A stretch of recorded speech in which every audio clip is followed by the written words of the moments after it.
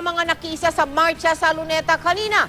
Nanggaling sa iba't ibang propesyon at estado sa buhay, narito ang kanilang panawagan sa pagtutok ni Jessica Soho. Mabuhay ang sambayan ng Pilipino! Mabuhay ang sambayan ng Pilipino!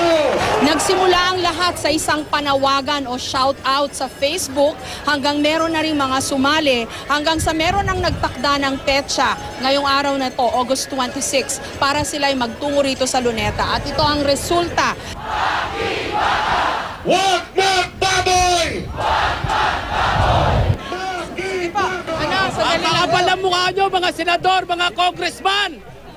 Magpaliwanag kayo sa taong bayan dito sa Luneta! Baka walang kayo! Galit ho ba kayo? Di ba ako galit yan? Kapal ang mukha nyo! Ang liit lang na sweldo ko, kinakaltasan nyo pa!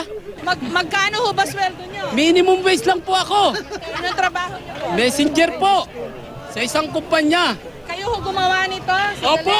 Pera ko pa to! Kartulina ko pa to! Pera ko to! Ito, karton lang, oh! Tungkulin ko'y gagampanan na lagi kang paglingkuran. Ang laya mo'y babantayan, Pilipinas kong Ang bayan ko! Kami po ay talagang sukan-sukan na. I believe the people are fed up already. Teacher ko! Ba't po kayo nandito?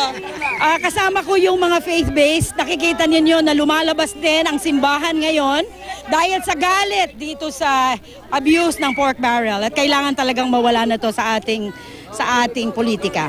Punta ka sa mga ospital. Walang gamot, walang doktor. Tingnan mo mga sweldo ng mga teacher. Ang bababa. Galit na galit kayo? Oo. Bakit wala? Napakaraming naghihirap. Walang makain. Huwag po nila sasabihin na wala kaming karapatan magsalita dahil wala kaming alam.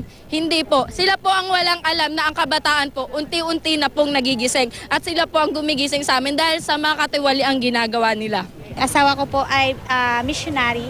You're from? I'm from Africa. Actually, when our people back home in Africa, when they have a situation like this, they don't really smile. Filipinos are always smiling over everything. Even when we're mad. Even when you're angry, you keep smiling, you keep having good time. Ang namamayaning sentimento sa kanilang mga puso base sa aking mga nakapanayam, galit at puot. Pero dahil Filipino style protest rally ito, may kasama pa rin ngiti at kasiyahan maski papaano.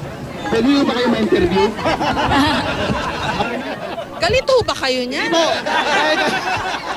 Nakaw na yaman! Ibalik sa bayan! Nakaw na yaman! Ibalik sa bayan! Ang pera ng bayan ay gamitin para sa mga mahihirap.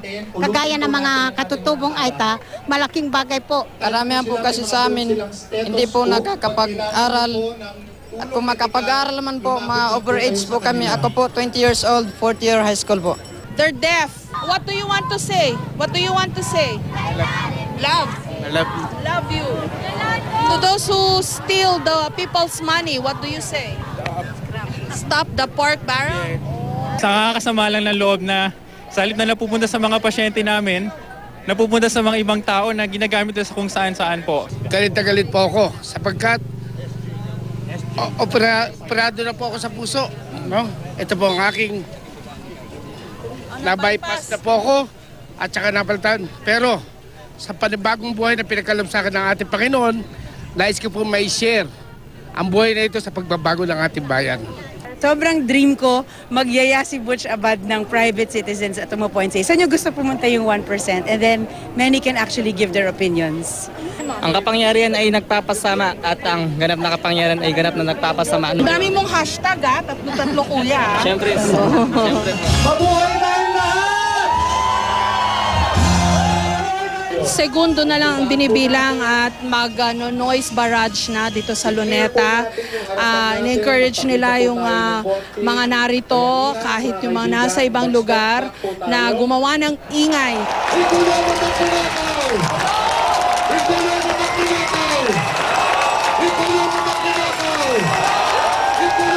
At nakapag-ingay na nga at nag-noise barrage dito sa Luneta laban sa pork barrel. Ang tanong ngayon, kung nakikinig ba ang administrasyon?